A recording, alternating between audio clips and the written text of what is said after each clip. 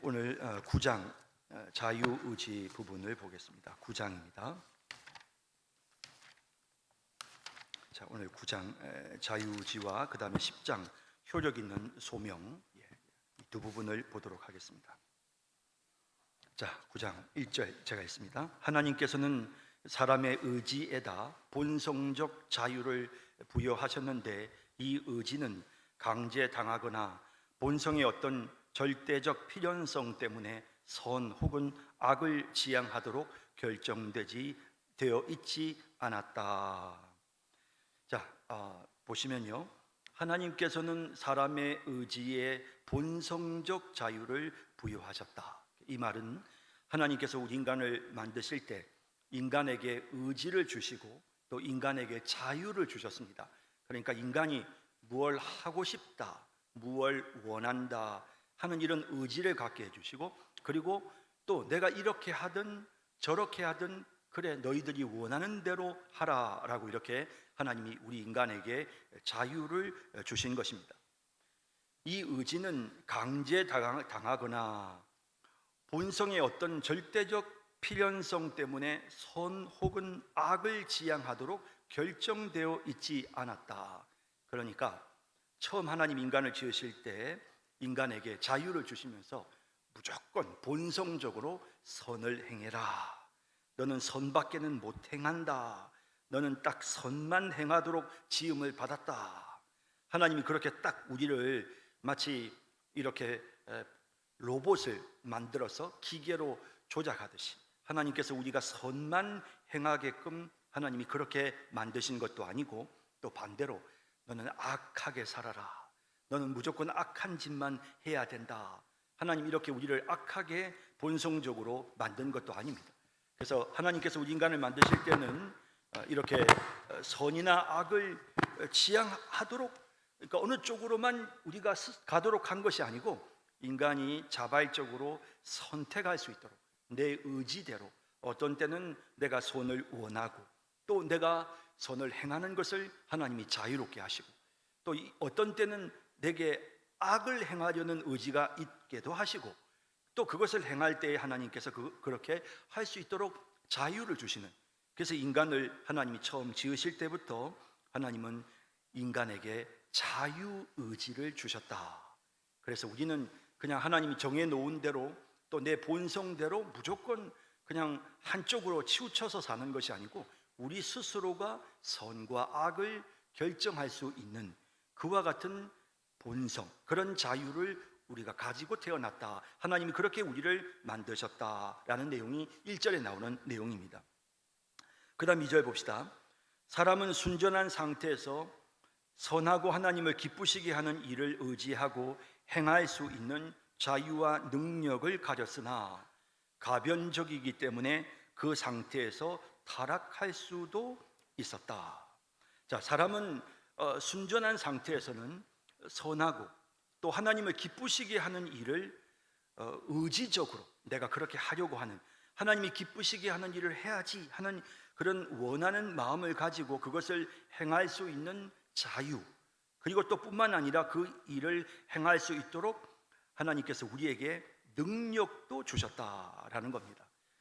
자, 여러분, 능력도, 그래서 이런 능력을 하나님이 주셨는데 이런 능력을 우리가 가지고 있다는 것 자체 중요하죠. 자, 206번 여러분 각조를 보시면 하나님은 사람을 정직하게 지으셨다라는 내용이 나오죠. 또 창세기 1장 26절에는 우리의 형상을 따라 우리의 모양대로 사람을 만들고, 그러니까 하나님께서 우리 인간을 하나님을 닮은 모습으로 만드셨다.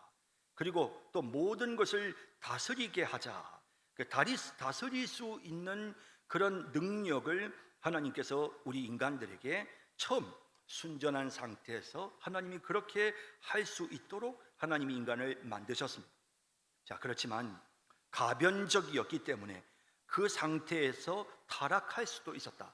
그러니까 선을 행하고 하나님이 기뻐하시는 일만 해야 되겠다라는 그런 자연스러운 소망, 그런 의지도 하나님이 허락하셨고, 또 그렇게 할 수 있게 하나님이 자유도 주셨고 능력도 주셨지만, 그러나 하나님은 또한 인간에게 악을 행하는 부분에 대해서도 하나님께서 스스로 결정할 수 있도록 본성적 자유를 주셨습니다.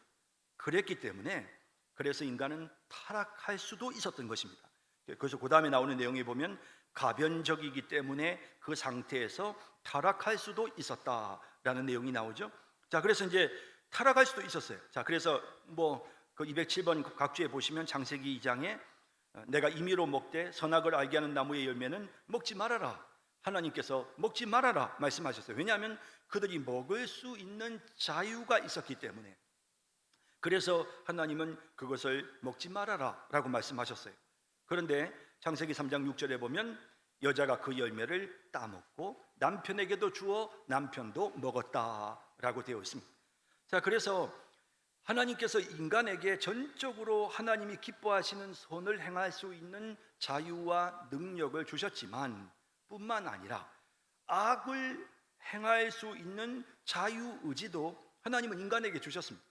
인간이 자유롭게 모든 것을 결정할 수 있게끔 자유를 하나님이 주셨기 때문에 그런 자유로움 속에서 인간은 하나님이 기뻐하시는 선한 일을 할 수 있는 능력을 가졌지만, 결국에는 인간이 스스로 악을 취하여 하나님의 뜻에 반하는 범죄를 저지르는 타락할 수도 있었다라는 겁니다.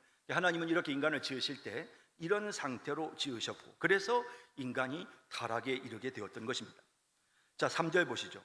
사람은 죄의 상태로 타락하여 구원을 수반하는 어떤 영적 선을 향한 의지의 모든 능력을 전적으로 잃어버렸다. 자, 인간이 이제 타락함으로써 구원을 수반하는 어떤 영적인 선을 향한 의지, 그리고 능력, 이런 것들을 다 잃어버렸어요. 그러니까 인간이 선악을 알게 하는 나무의 열매를 먹지 말아라 라고 하나님 말씀하셨음에도 불구하고 인간이 죄를 범하고, 그래서 인간에게 죽음이 찾아오게 되어졌죠. 그럴 때 전적으로 인간은 부패하고 타락하게 되었고, 그러므로 인간이 영적인 선, 그러니까 우리가 구원을 받을 수 있는 그런 선, 구원에 이를 수 있는 그런 어떤 선한 일을 행하려고 하는 그런 의지 혹은 그런 능력을 그만 다 잃어버렸다라는 겁니다. 죄를 지음으로써 우리는 그만 그 모든 것을 다 잃어버렸습니다. 자, 그래서 인간은 구원에 이를 만한 선한 능력을 이제는 행할 수 없게 되었다라는 거죠. 자, 208번 각주에 보시면 우리가 아직 연약할 때에 그리스도께서 경건치 않은 자를 위하여 죽으셨도다. 우리가 주님을 만나기 전에, 예수 믿기 전에는 우리가 연약한 상태였다. 죄의 상태로 인하여 우리는 어떤 선을 행할 수도 없는 그런 상태였다. 또 로마서 8장 37절에 육신의 생각은 하나님과 원수가 될 수밖에 없는, 하나님의 법에 굴복하지 아니할 뿐만 아니라 할 수도 없는 타락한 이후의 인간의 육신은 그 생각을 가지고 계속 하나님과 원수되는 행동을 하게 되고, 그리고 더 이상은 하나님의 법대로 살 수 없는 상태가 된 것입니다. 그래서 요한복음 15장 5절에는 나를 떠나서는 너희가 아무것도 할 수 없습니다. 그러니까 인간은 하나님을 떠나버렸고, 그래서 아무것도 할 수 없는, 희망이 없는 그런 상태에 이르게 되었다라는 것입니다. 자, 그 다음 봅시다. 계속해서 그래서 본성적 사람은 선을 철저하게 싫어하고, 자, 이렇다 보니까 이제 이런 어떤 타락으로 인하여 오염된, 죄로 인하여 타락한 범죄를 저지름으로써 어떤 선도 행할 수 없는, 우리가 구원에 이르는 어떤 선도 행할 수 없는 이런 악한 상태의 사람, 이게 바로 본성적 사람입니다.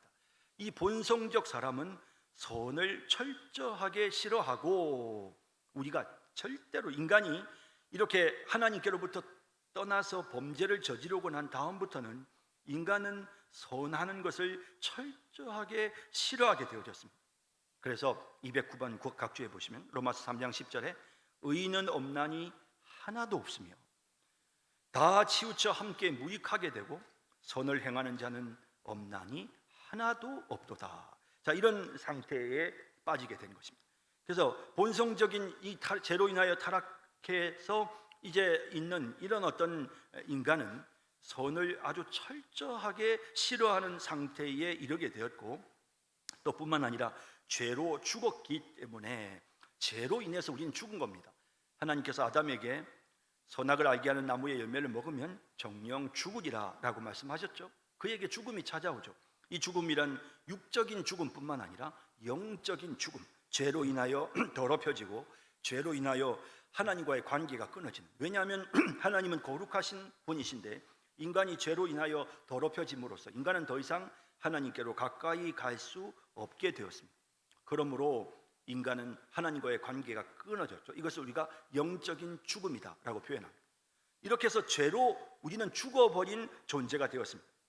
자, 210번 각주에 보시면 허물과 죄로 죽었던 너희들, 에베소 2장 5절도 허물로 죽은 우리를, 범죄와 육체의 무할례로 죽었던 너희를. 자, 이제 이런 표현들이 나오죠. 이런 부분들은 우리의 상태가, 과거에 주님을 알기 전에는 우리의 상태가 죄로 인하여 죽은 존재가 되었다. 분명히 하나님께서 아담에게 말씀하신 대로 범죄하면 정령 죽으리라 하셨고, 그 죽음이 인간에게 찾아오게 된 것입니다.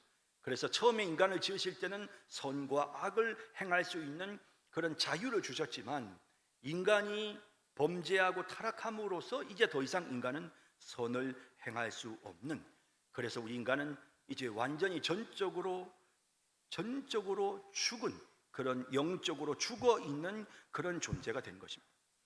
자, 그래서 스스로의 힘으로는 자신을 돌이킬 수 없고, 자, 그래서 이제 이런 상태, 죄로 죽어버린 이런 멸망의 상태, 하나님과의 관계가 끊어져서 이 땅에서 살다가 육체의 죽음이 찾아오고 영혼은 결국에는 지옥의 형벌을 받게 되는 이런 이 상태에서 자신을 돌이킬 수 없고, 또 그것을 위해 자신을 준비시킬 수도 없다. 그러니까 스스로의 힘으로는 이걸 돌아설 수도 없을 뿐만 아니라, 또 이렇게 한번 돌아서 보기 위해서 우리 스스로가 우리를 준비시키거나 하는 이런 일련의 모든 선한 행위는 더 이상은 할 수 없게 되었다라는 겁니다. 211번 각주에 보시면 거기 요한복음 6장 44절에 아무도 내게 올 수 없느니라. 아버지께서 이끌지 않으시면 아무도 이제는 인간은 하나님께로 갈 수 없습니다. 그래서 이 세상 그 누구도 하나님께로 갈 수 없는 그런 연약한 존재가 됐습니다. 인간 스스로가 하나님께로 나아갈 수 없어요. 절대로 못합니다. 에베소 2장 2절에서 5절에도 보면 너희는 그 가운데서 행하여, 이 그 가운데라는 것은 범죄를 저질러서 죽은 죄와 죽음의 상태를 말하죠.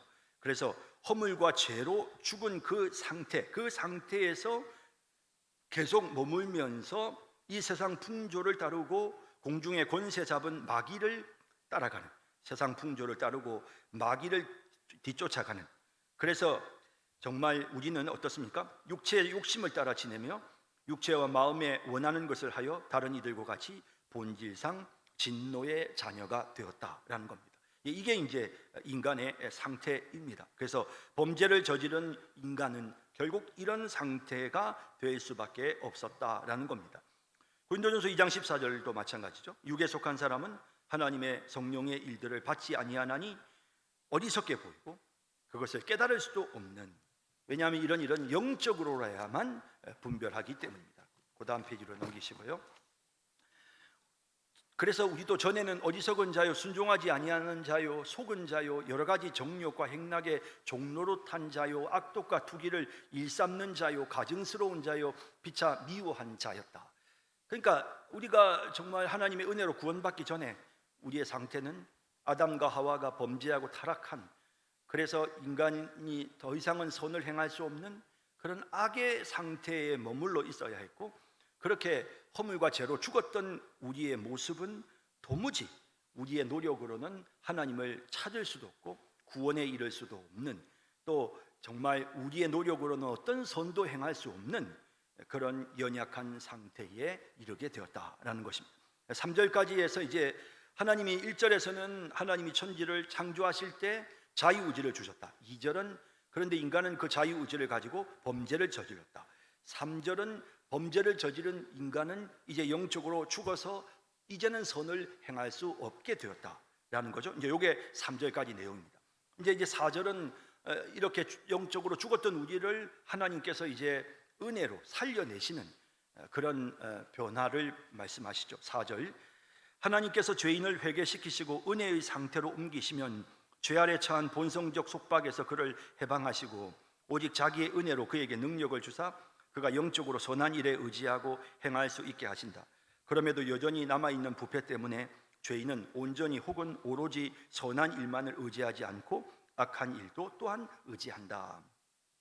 자, 여기 4절에 나오는 내용은 이제 지금 구원받은 우리의 상태를 보여줍니다. 자, 그래서 3절은 구원받지 않은 자들의 상태지만 4절은 예수 믿고 구원받은 자들의 상태를 보여주는데요. 4절을 보시면 하나님께서 죄인을 회개시키고 은혜의 상태로 옮기시면, 자, 우리가 그렇게 옮겨왔죠. 우리가 회개하고 이제 은혜의 상태로 들어왔습니다. 자, 이렇게 옮기실 때 어떤 일이 일어나느냐? 죄 아래 처한 본성적 속박에서 그를 해방하시고, 이 죄 아래 처한 본성적 속박이라는 것은 앞서 3절에서 우리가 보았던 것처럼 허물과 죄로 죽었던 그런 상태를 말합니다. 그래서 이런 하나님 앞에 심판받는 진노의 자식이었던 이런 모든 것에서부터 우리를 해방시키신다. 212번 각주에 보시면 골로새서 1장 13절, 흑암의 권세에서 우리를 건져내셨다. 요한복음 8장 36절에 너희를 자유롭게 하면 너희가 참으로 자유로우리라. 그러니까 죄의 결박으로부터, 허물과 죄의 속박으로부터 우리를 해방시켜 주. 우리가 거기에 죄의 종이 되어서 끌려다녔는데 이제는 악을 행하면서 죄를 지을 수밖에 없는, 선을 도무지 행할 수 없는 그런 상태였던 우리를 해방시켜 주셨다라는 겁니다. 그 다음, 오직 자기의 은혜로 그에게 능력을 주사. 자기의 은혜로 그에게 능력을 주사. 자, 이 능력을 받는 이는 바로 우리죠. 우리입니다. 구원받은 우리를 말합니다.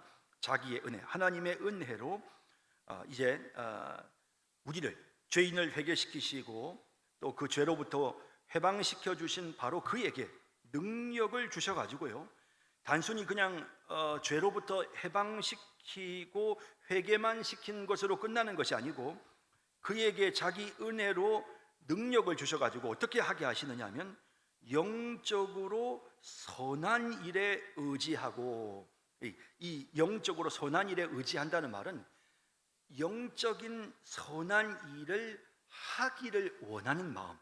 자, 그래서 영적으로 선한 일을 해야지 하는 그런 선한 일을 하기를 원하는 그런 간절한 그런 마음, 이런 마음을 하나님이 주시고 또 그뿐만 아니라 그것을 행할 수 있게 해 주신다라는 겁니다. 자, 그래서 은혜로 예수를 믿고 구원받아 죄로부터 벗어난 우리에게 하나님은 계속해서 은혜를 베푸셔서 선한 일을 소망하고 또 그 선한 일을 행할 수 있게끔 하나님이 그렇게 만들어 주세요. 자, 그래서 3절에서는 인간은 선을 행할 수 없었지만 4절에 오면 이제 하나님의 은혜로 이제 우리는 선을 행할 수 있는, 선을 원하고 선을 행하는 그런 사람들이 될 수 있도록 하나님은 능력을 주시는 것입니다. 213번 각주 보시죠. 너희 안에 행하시는 이는 하나님이시니 자기의 기쁘신 뜻을 위하여 너희에게 소원을 두고 행하게 하시나니. 이 소원이라는 게 하는 게 뭡니까? 이게 나 정말 하나님이 기뻐하시는 대로 살고 싶어 하는 이 간절한 이런 마음, 소망, 원하는 마음이죠. 여기서 선한 일에 의지한다라는 이 표현은 바로 그 영적인 선한 일, 하나님이 기뻐하시는 그 일을 하기를 원하는 그런 간절한 의지를 말하는 것입니다. 이런 의지를 하나님께서 주시는 거죠. 자, 그래서 그런 마음이 마음속에 들게끔 하나님이 만드시고요, 또 뿐만 아니라 18절과 22절에 보면 의에게 종이 되게 하시고 하나님께 종이 되도록, 하나님이 그렇게 죄로부터 해방되는 것으로만 끝나는 것이 아니고 의의 종이 되고 하나님의 종이 되어서 선을 행할 수 있도록, 의를 행할 수 있도록 하나님이 그렇게 우리를 이끌어 가시는, 그래서 이제는 더 이상 죄의 종이 되어서 죄만 짓는 것이 아니라 이제는 하나님의 의의 종이 되어서 이제는 선을 행하는 이런 삶을 살아갈 수 있게 하나님이 우리에게 은혜와 능력을 베푸신다라는 겁니다. 자, 그 다음 봅시다. 그럼에도 여전히 남아있는 부패 때문에 죄인은 온전히 혹은 오로지 선한 일만을 의지하지 않고 악한 일도 또한 의지한다. 자, 여기 이제 의지한다라고 이게 번역된 부분이 제가 이게 좀 적당하지 않은 것 같아서 제가 원어를 보니까 사실은 이 부분은 제가 볼 때는 선한 일을 원한다, 소망한다 이런 표현이 좀 가장 맞는 것 같아요. 그러니까 선을 원한다 이런 거죠. 그래서 이제 인간이 부패한 부분들이 우리가 지금 이 땅에서 예수님을 믿음으로 하나님의 은혜를 힘입고 하나님께서 우리에게 선을 행하기를 원하는 마음을 우리에게 주시고 또 그것을 행할 수 있는 능력도 우리에게 주셨지만 여전히 이 땅에서는 우리가 이 부패한 그런 죄성이 남아 있어요. 그래서 오로지 선한 일을 하기를 원하는 마음만 가지는 것이 아니고 악한 일을 하려고 하는 악을 원하는 마음도 마음속에 있다라는 겁니다. 이제 그게 이제 4절 끝부분에 나오는 내용인데요. 자, 214번 각주를 보시면요. 육체의 소욕이 성령을 거스리고 성령이 또 육체를 거스려서 서로 대적해서 원하는 것을 하지 못하게 만드는 이런 부분들이 우리에게 있다는 겁니다. 지금 현재 이 땅을 살아가고 있는 구원받은 하나님의 백성들에게는 이렇게 두 가지 모습이 다 나타난다는 겁니다. 또 로마서 7장 15절에 내가 원하는 것은 행하지 아니하고 도리어 미워하는 것을 행한다. 또 로마서 7장 18절 19절에도 원함은 내게 있으나 선을 행하는 것은 없노라.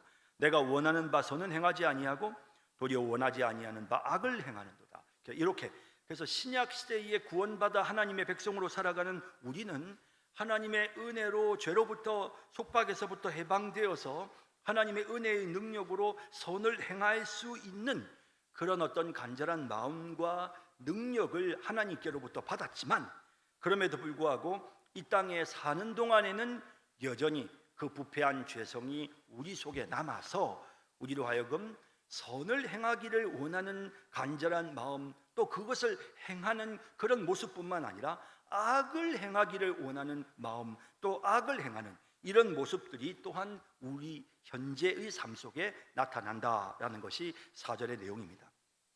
자, 그다음 5절로 넘어갑니다. 사람의 의지는 영광의 상태에서만 완전하고 변함없이 자유롭게 되어 선을 행할 수 있다. 자, 그래서 이제 인간의 우리의 의지는요.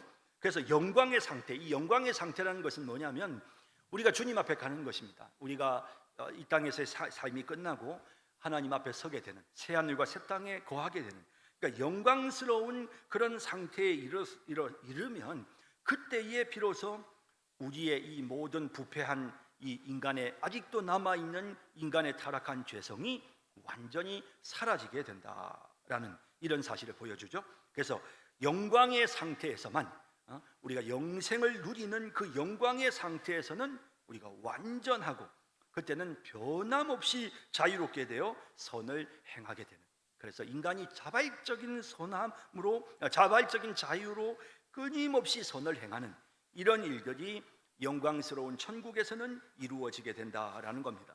215번 각주에 보시면 에베소서 4장 14절에 온전한 사람을 이루어 그리스도의 장성한 분량이 충만한 데까지 성숙하여지죠. 또 요한일서 3장 2절에 그가 나타나시면 우리가 그와 같을 줄을 아는 것은 그래서 우리가 주님 앞에 서게 되는 날 우리가 주님을 보게 되고 주님이 재림하시는 날 우리가 주님의 모습을 보게 되면 그때 그 순간에 우리는 호련히 예수님의 모습 그 거룩한 모습 그대로 온전히 변화될 것이다. 또 유다서 1장 24절에도 너희로 그 영광 앞에 흠이 없이 기쁨으로 서게 하신다. 주님 앞에서는 그날에는 우리가 흠이 없이 기쁜 마음으로 기쁜 모습으로 서게 되는 것입니다. 이 땅에서 우리가 참 실수가 많고 부족한 게 많아요. 연약하죠. 그래서 어떤 때는 막 죽음 앞에서 좀 두려운 마음이 생기기도 합니다. 하지만 아무 염려하실 거 없습니다. 우리 주님께서 우리의 허물과 죄를 다 씻으셨고 그리고 우리가 이 땅에서의 생을 마지막 끝내는 그 순간 우리가 영광스러운 모습으로 변화되는 바로 그 순간 우리의 모든 흠과 티를 다 제거하시고 우리가 정말 온전한 모습으로 영광스럽게 하나님 앞에 설 수 있게끔 우리를 변화시키시는 겁니다. 이런 사실을 우리가 생각할 때 인간은 선과 악을 행할 수 있는 자유를 갖고 태어났는데 인간이 범죄를 저지름으로써 인간은 결국 악을 선택하고 악을 행하는 존재였다. 그런데 그런 상태에 있던 우리를 하나님께서 구원하셔서 믿음으로 이제는 선을 행할 수 있는 존재로 만드셨다. 하지만 우리 인간은 이 땅에서 살아가는 동안에는 그 죄악된 본성이 아직도 남아있어서 선과 악의 요소가 우리에게 함께 있다. 그러나 우리가 주님이 재림하시는 날, 혹은 우리가 이 땅에서 생을 끝내고 주님 앞에 서는 그날에는 우리의 모든 악한 모습들은, 이 부패한 본성은 다 사라지고 우리는 정말 흠없는 하나님 앞에서 전적으로 순종하고 선을 행하는 그런 온전한 모습으로 하나님 앞에 서게 된다라는, 이렇게 이제 상황이 바뀌고 변화가 되는 것입니다. 자, 9장 자유의지 여러분 어떻게 이해가 되셨습니까? 자, 그럼 이제 10장 효력 있는 소명으로 나아가겠습니다. 자, 10장 효력 있는 소명. 자, 이 효력 있는 소명이란 말은 하나님이 우리를 이제 구원하시기로 작정하시고 나서 하나님이 그 다음에 우리를 부르시는 거예요. 예수 믿도록 하나님 우리를 부르시는 것을 소명, 이 소명이란 말은 부를 소자에 이른 명. 하나님이 아무개야 너 나 믿어라 라고 하나님 우리를 부르시는 거죠. 그것이 바로 소명입니다. 이 소명은 효력이 있어요. 그러니까 이 소명은 하나님이 다 부르신다고 다 구원받는 게 아니고, 그렇게 부르심 받은 사람들 중에 일부만 구원받는 게 아니라 효력 있는 소명, 하나님이 한번 부르시면 무조건 다 구원받아요. 그게 효력 있는 소명이라는 이 단어의 뜻입니다. 자, 10장 넘어가겠습니다. 1절 읽겠습니다. 하나님께서는 생명으로 예정하신 모든 이들, 그리고 이들만을 자기가 정하시고 용납하신 때에 이들이 본성적으로 처해 있는 죄와 사망의 상태로부터 예수 그리스도로 말미암아 은혜와 구원으로 말씀과 성령을 통하여 효력 있게 부르시기를 기뻐하신다. 이들의 마음을 밝히시어 하나님의 일을 구원에 이르도록 영적으로 알게 하시고, 돌 같은 마음을 제거하시고 살 같은 마음을 주시고, 의지를 새롭게 하시고 전능하신 능력으로 그들이 선을 향하도록 정하시고 효력 있게 예수 그리스도께로 인도하신다. 그렇지만 그들은 은혜로 인하여 기꺼이 자원하게 되어 아주 자유롭게 예수 그리스도께로 나아간다. 자, 이제 요 1절에 나오는 내용을 보시면요. 자, 봅시다. 하나님께서는 생명으로 예정하신 모든 이들. 자, 우리죠. 생명으로 예정. 자, 영벌로 예정하신 것이 아니라 생명을 얻도록 하나님의 자녀로 천국 백성으로 예정하신 모든 이들, 우리들입니다. 그리고 이들만을 자기가 정하시고 그리고 용납하신 때에, 자, 이들만을, 자, 이 사람들만, 그러니까 하나님이 생명을 주시기로 예정하신 사람들 말고는 하나님이 절대 부르지 않으세요. 오직 생명을 얻도록 예정된 자들만 하나님이 부르시는데, 언제 부르시느냐? 자기가 정하시고 용납하신 때 하나님께서 아무개를, 사울은 다메섹 도상에서 부르셨죠. 뭐 여러분은 언제 부름을 받으셨습니까? 다 여러분 예수를 믿게 된 순간이 있을 겁니다. 그때를 하나님이 정하십니다. 그리고 이들이 본성적으로 처해 있는 죄와 사망의 상태, 우리는 죄와 허물로 죽었던 자들이죠. 그러니까 우리가 예수 믿기 전에는 죄와 사망의 상태에 머물러 있었습니다. 본성적으로, 이 표현은 뭡니까? 아담이 범죄를 저지르고 인간이 범죄를 저지름으로 인하여 우리 인간은 이제 본성적으로 선을 행할 수 없는, 의는 없나니 하나도 없으며 모든 사람이 악을 행하는 이런 본성적 상태에서 우리는 죄와 사망의 상태에 있었는데, 이랬던 우리를 어떻게, 하나님 우리를 어떻게 부르셨느냐 하면 예수 그리스도로 말미암아 은혜와 구원으로. 자, 우리가 구원받은 것은, 우리를 구원받도록 부르심은 예수 그리스도로 말미암은 은혜로 우리가 구원받는 거예요. 그래서 은혜를 주시고 또 구원에 이르도록 우리를 불러주셨다라는 겁니다. 자, 216번 각조를 보시면요. 그래서 그리스도 예수 안에 있는 생명의 성령의 법이 죄와 사망의 법에서 너를 해방시켜 주셨다. 또 에베소 2장 1절에서 허물과 죄로 죽었던 너희, 그랬던 우리를 하나님이 살리셨는데, 그 살리신 게 뭘 가지고 살리셨다고요? 아까 은혜로 그랬죠. 그래서 4절에 긍휼이 풍성하신 하나님이 우리를 사랑하신 그 큰 사랑으로 인하여 허물로 죽은 우리를 그리스도와 함께 살리셨고 너희는 은혜로 구원을 받은 것이다. 은혜와 사랑으로 우리는 이제 구원을 받도록 부르심을 받았다라는 겁니다. 또 디모데후서 1장 9절, 하나님이 우리를 구원하사 거룩하신 소명으로 부르심. 자, 이 거룩하신 소명, 앞서 말씀드린 것처럼 하나님께서 우리를 하나님의 자녀로 만드시도록 우리를 불러주신 거예요. 너 아무개야 이제 너 예수 믿어야지 라고 하는 우리를 구원하사 이 거룩함으로 거룩한 존재가 되도록 하나님 우리를 부르시는 이 부르심은 그 마지막에 보면 자기의 뜻, 오직 자기의 뜻과 영원 전부터 그리스도 예수 안에서 우리에게 주신 은혜대로 하십니다. 그래서 이것은 하나님의 전적인 자기 뜻입니다. 그러니까 누구를 구원할지 이거 하나님 뜻이죠. 언제 구원할지 이거 다 하나님의 뜻입니다. 그래서 하나님께서 이런 정하신 하나님의 자기의 뜻대로 영원 전에 하나님이 이미 작정하셨죠. 그런데 이것은 우리를 그리스도 예수 안에서 우리에게 주신 은혜로 우리를 부르시는 거죠. 그래서 우리가 착하게 살지 않는데, 우리가 죄인인데 어떻게 하나님의 자녀로 부르심을 받겠습니까? 그것은 그리스도의 은혜로 우리가 부르심을 받는, 예수님 우리의 죄를 다 용서해 주셨기 때문에 십자가의 은혜를 입은 자들을 하나님께서 이제 부르시는 거죠. 너 이제 예수 믿어라 라고 우리를 불러주시는 이런 일들이 일어나는 것입니다. 자, 그래서 다시 한번 볼까요? 하나님께서는 생명으로 예정하신 모든 이들, 그리고 이들만을 자기가 정하시고 용납하신 때에 하나님이 구체적으로 그를 언제 구원하실지 정하시고 용납하시는 때에 이들이 본성적으로 처해 있는 죄와 사망의 상태로부터 무엇으로? 예수 그리스도로 말미암은 은혜와 구원으로 부르시는 거예요. 자, 그것을 부르실 때 말씀과 성령을 통하여, 반드시 우리를 구원시키실 때는 말씀과 성령이 같이 역사하세요. 예수를 믿도록 만드실 때는 반드시 말씀이 역사하시고 성령이 같이 역사하시죠. 그래서 성경 말씀, 우리가 전하는 복음의 메시지와 그리고 성령이 역사하시는 거죠. 그래서 그가 예수를 믿게 되는 겁니다. 자, 217번 각주 보시면요,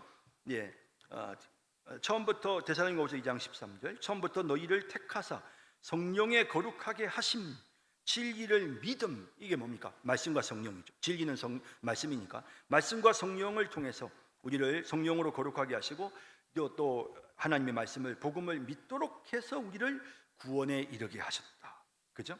그래서 이를 위하여 너희를 부르셨다. 우리가 구원 받으려면 이제 예수를 믿어야 되는데, 예수를 믿도록 우리를 이 말씀과 성령을 받아들이도록 우리를 부르시는, 이 너희를 부르셨다라는 겁니다. 3페이지입니다. 그래서 그리스도의 영광을 얻게 하려 하셨다.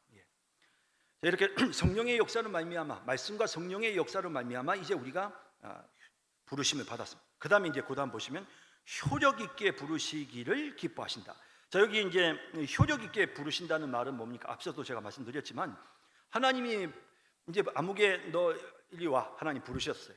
하나님 부르셨어요. 너 이제 나 믿어라. 믿어는 그랬는데, 그렇게 부르셨지만 그 부르심을 거부하고 그리고는 그냥 나는 하나님 안 믿을 거예요, 이런 경우는 있을 수가 없다는, 효력이 있는 부르심이란 말은 하나님이 한번 부르시면 반드시 그 사람은 반드시 구원을 받게 된다라는 이제 그런 내용입니다.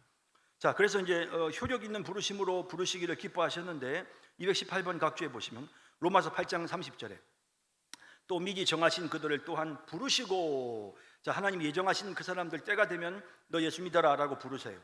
부르시고 그 다음 보세요.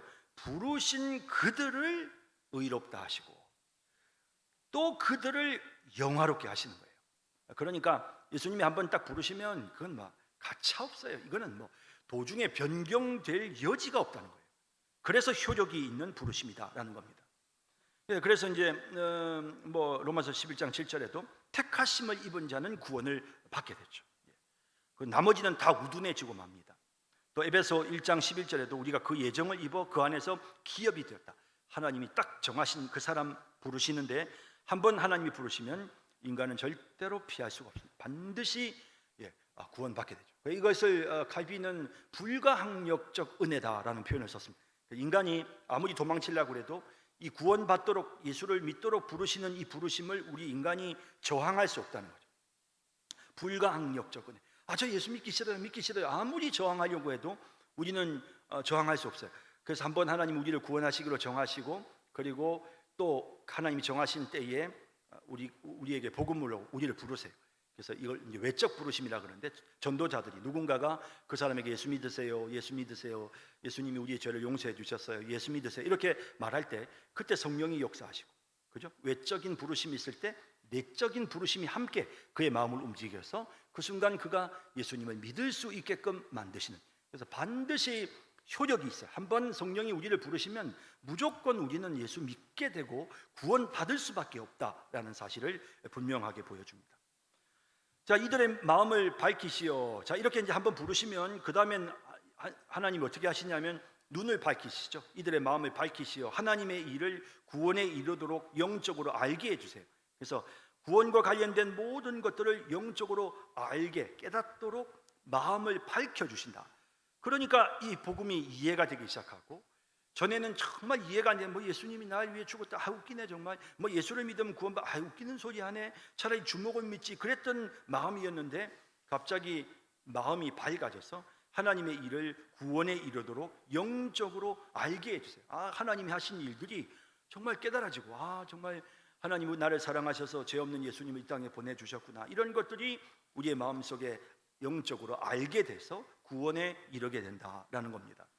219번 각주 보시죠. 사도행전 26장 18절, 그 눈을 뜨게 하여 하나님께로 돌아오게 하시고 기업을 얻게 하셨다. 그죠? 또 고린도전서 2장 12절에 오직 하나님으로부터 온 영을 받았으니, 자, 이는 우리로 하여금 하나님께서 우리에게 은혜로 주신 것들을 알게 하려 하심이라.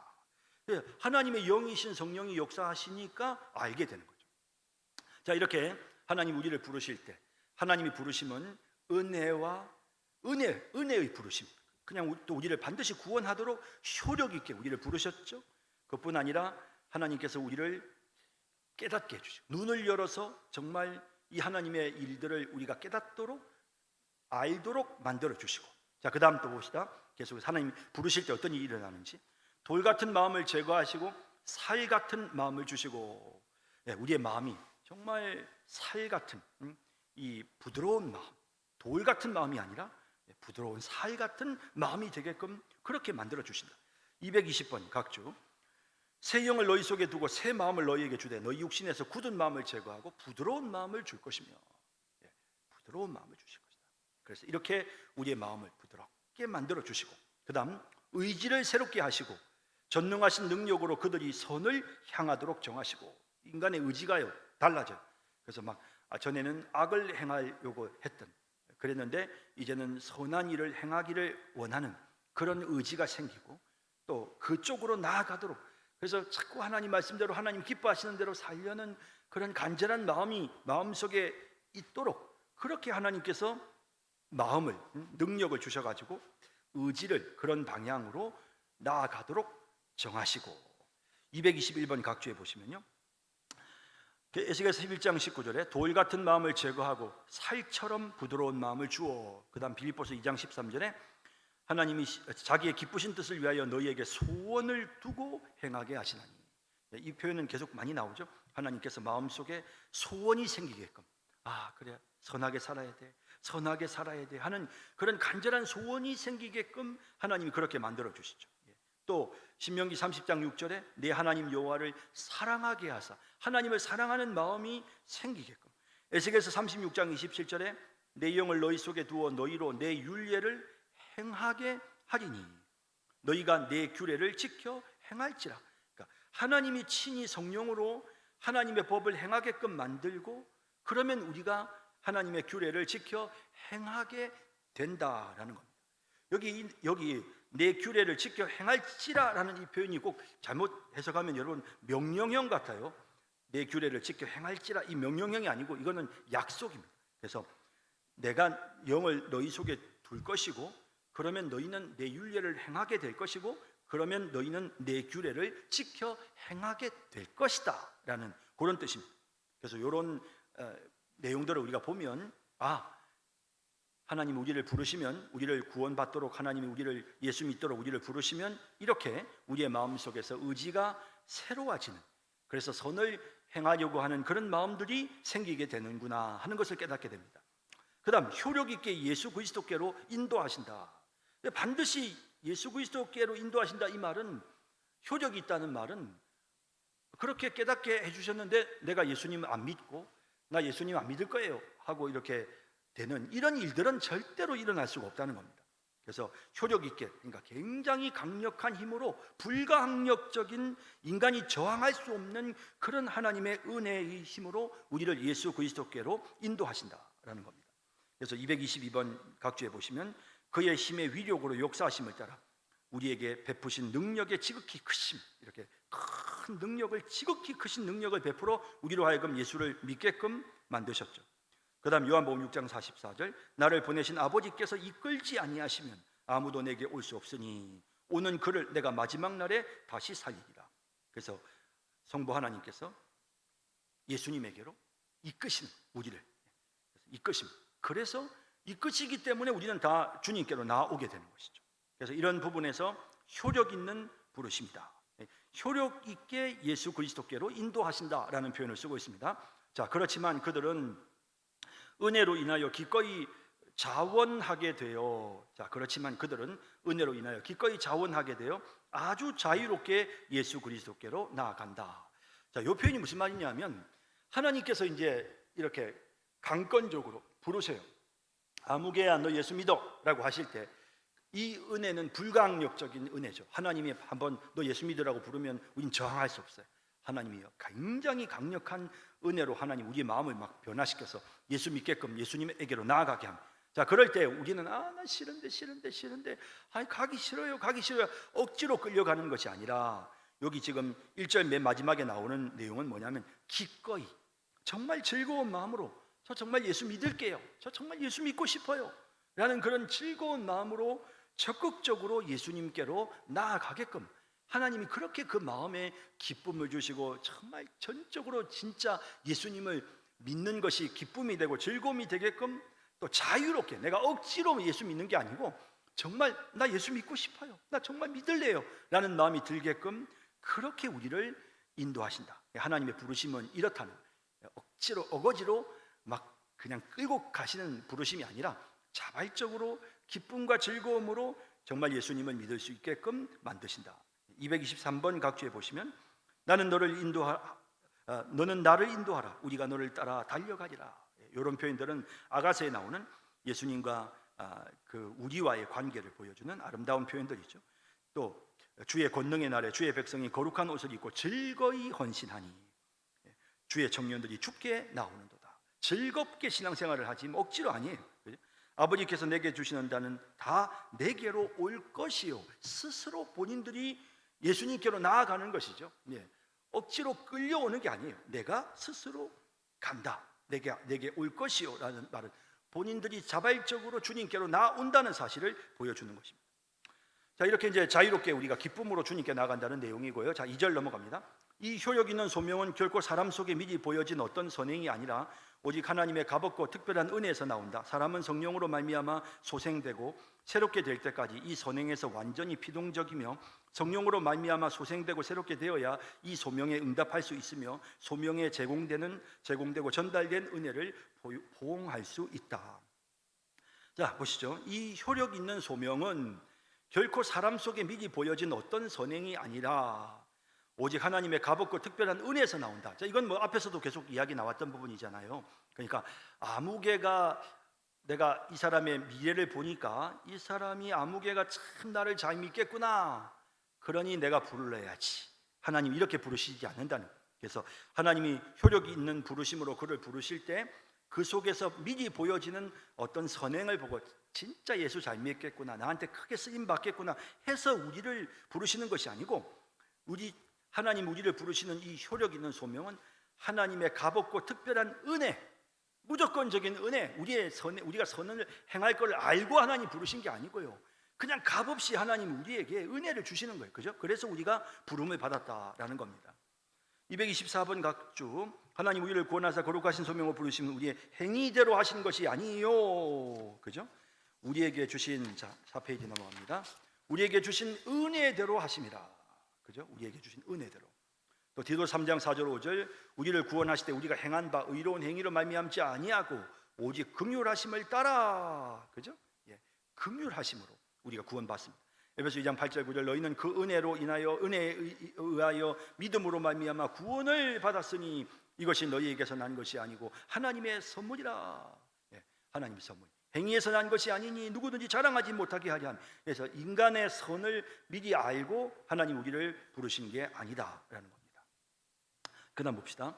사람은 성령으로 말미암아 소생되고 새롭게 될 때까지 이 선행에서 완전히 피동적이며, 자, 여기 말하는 이 선행이라는 것은 뭐냐면 그 부르심을 받아들이는 것.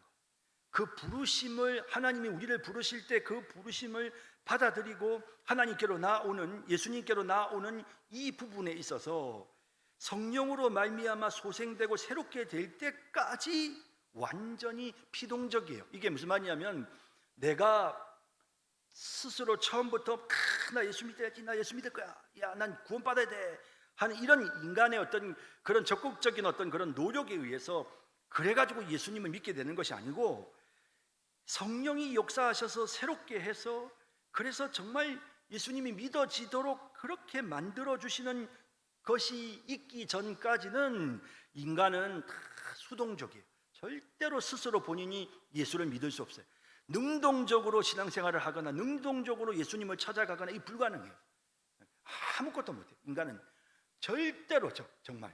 그래서 성령이 그를 부르셔야만 그가 처음으로 이 소명을 받아들일 수가 있게 되죠. 그래서 그런 의미에서 우리가 피동적이다. 완전히 우리 인간은 이 부르심 부분이 내가 노력하고 내가 찾아서 내가 능동적으로 그렇게 하나님을 믿음의 자리로 나아가는 것은 그건 일어날 수 없다. 그래서 그런 의미에서 이 소명을 받아들임은 완전히 피동적이다라는 표현을 썼고요. 성령으로 말미암아 소생되고 새롭게 되어야 이 소명에 응답할 수 있으며, 성령이 우리 속에 오셔서 그렇게 새롭게 되어졌을 때에야 소명의 응답, 나 예수 정말 믿어야 돼, 나 예수님께 나아갈 거야 하는, 이런 주님이 우리를 너 예수 믿어야지 라고 부르실 때 예, 저 예수 믿을게요 라고 이렇게 소명에 응답하고 나아가는, 이건 뭡니까? 굉장히 이거는 적극적이고 능동적이죠. 그러니까 성령이 역사하시기 전까지는 인간은 완전히 피동적이고 소동적, 절대로 안 믿어요. 하나님께로 나아갈 수 없어요. 그러나 성령이 역사하시면 그럼 그때는 자발적으로 능동적으로 하나님께로 나아가게 되는데, 그래서 그것이 보면 전달된 은혜를, 소명에 제공되고 전달 은혜를 포옹할 수 있다. 완전히 수용하고 받아들이게 된다라는 겁니다. 자, 여러분 다 내용이 무슨 뜻인지 다 이해가 되실 것 같고요. 자, 3번 넘어갑니다.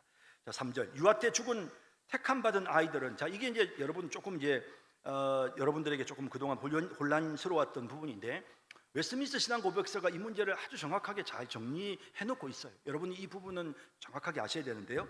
자, 이 3절 한번 제가 다시 읽어볼게요. 유아 때 죽은 택함 받은 아이들은 그리스도에 의해 원하시는 때와 장소와 방식을 따라 일하시는 성령으로 말미암아 거듭나고 구원받는다. 이것은 말씀의 사역으로 외적 소명을 받기가 불가능한 피택자들에게도 해당된다. 자, 이게 자 무슨 뜻이냐면요.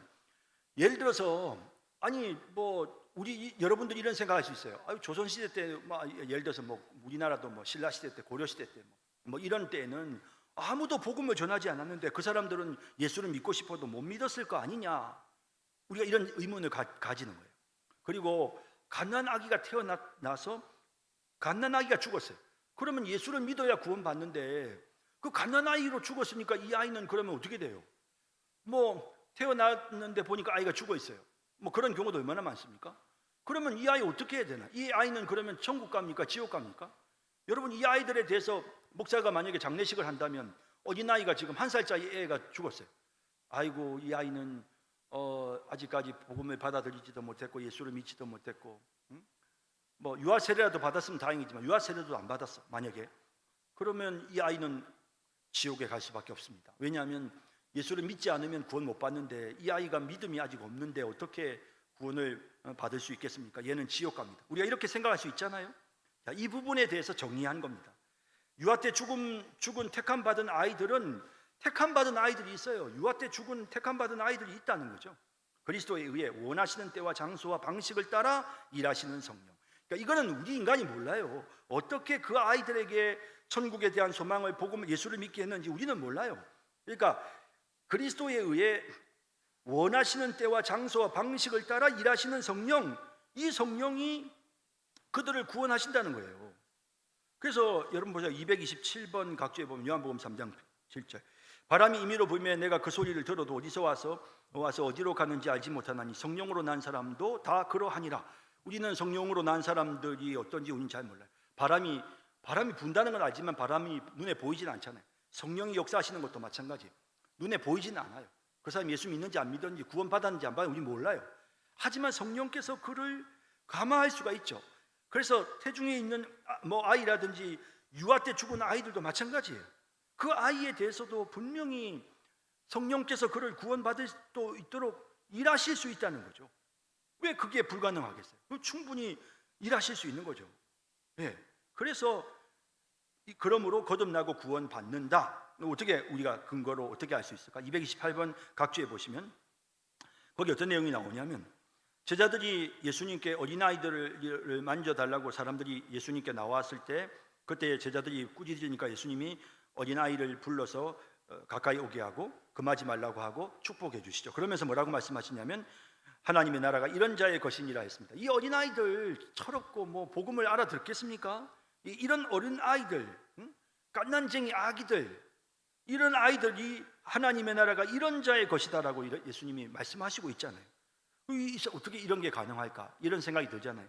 그런데 하나님의 나라가 이런 자의 것이다라고 분명히 말씀하심으로 이 아이들이 구원받았다는 사실을 주님이 직접 언급하셨고 사도행전 2장 38절 39절에 보면 이 약속은 너희와 너희 자녀와 너희 모든 먼 데 사람 곧 우리 주 우리 하나님이 얼마든지 부르시는 자들에게 하신 것이라. 하나님이 부르시면 우리 자녀들도 얼마든지 그 아이들이 아직 어리지만 구원받을 수 있다는 거죠. 그래서 우리가 아이들이 태어나서 아직 아무런 의식도 없는데도 불구하고 유아 세례를 주는 겁니다. 이 아이는 하나님의 자녀입니다. 구원받았습니다. 그래서 우리가 그 아이에게 유아 세례를 시행하는 거거든요. 자, 그래서 이제 그런 내용으로 여러분들이 거듭나고 구원받는구나 하는 사실을 아시면 되겠고요. 또 이것은 말씀의 사역으로 외적 소명을 받기가 불가능한 피택자들에게도 해당된다. 그러니까 이건 뭐냐면 말씀의 사역으로 외적 소명을 받기, 이 말이 무슨 말이냐면 전도자들이 가서 예수 믿으세요 라고 말하는 게 이게 말씀의 사역으로 그들을 외적으로 부르는 겁니다. 예수 믿으세요, 예수 믿으셔야 돼요, 예수님 우리 죄를 용서해 주셨어요 라고 말하는 이게 말씀으로 그들을 우리가 부르는 외적 소명이에요.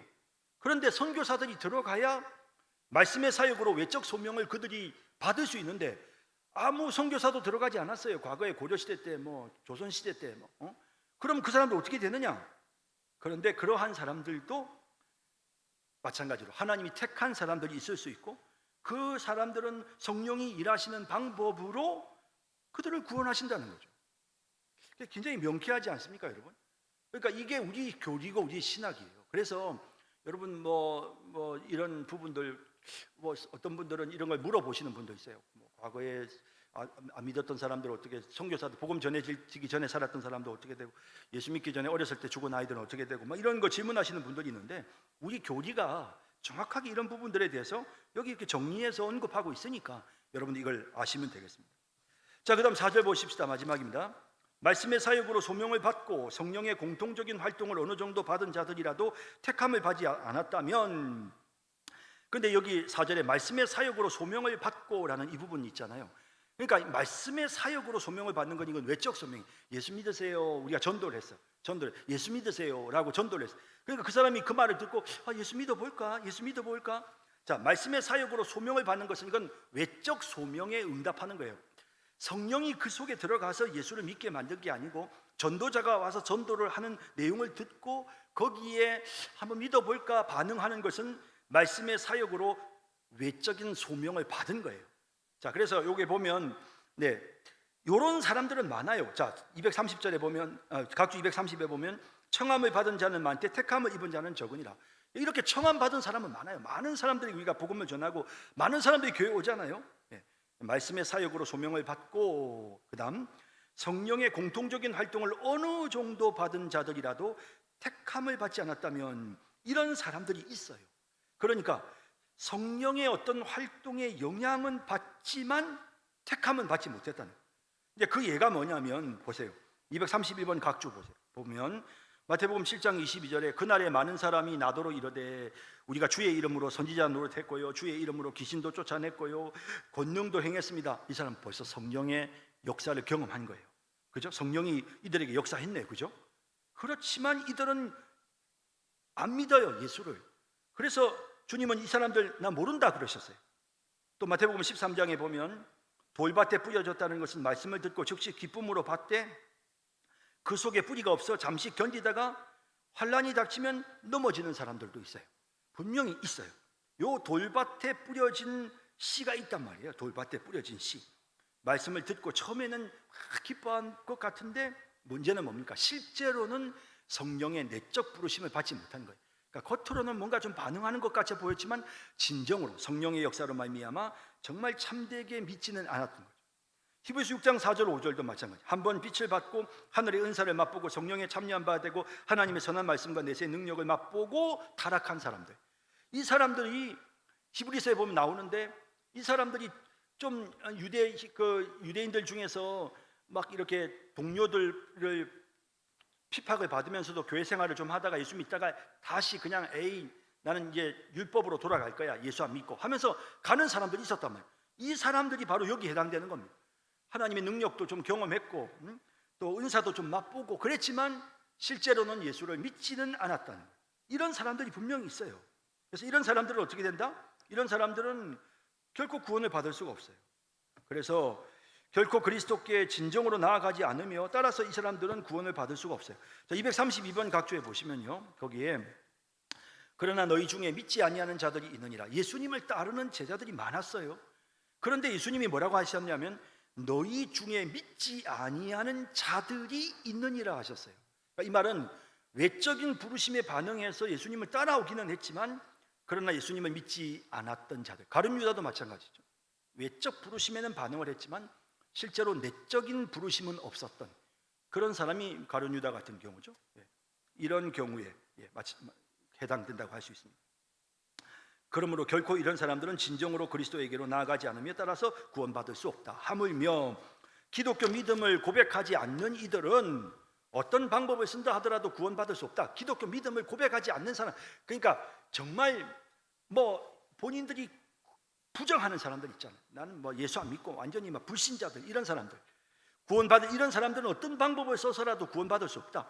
그들이 아무리 자신의 삶을 본성의 빛과 자기들이 고백하는 종교의 법을 따라 성실하게 꾸려나간다 하더라도 그 사람들이 양심에 따라서 나름대로 어느 종교에든지 그 자기들이 믿는 종교에 들어가서 열심히 성실하게 자기가 열심히 노력할 수 있지 않겠어요?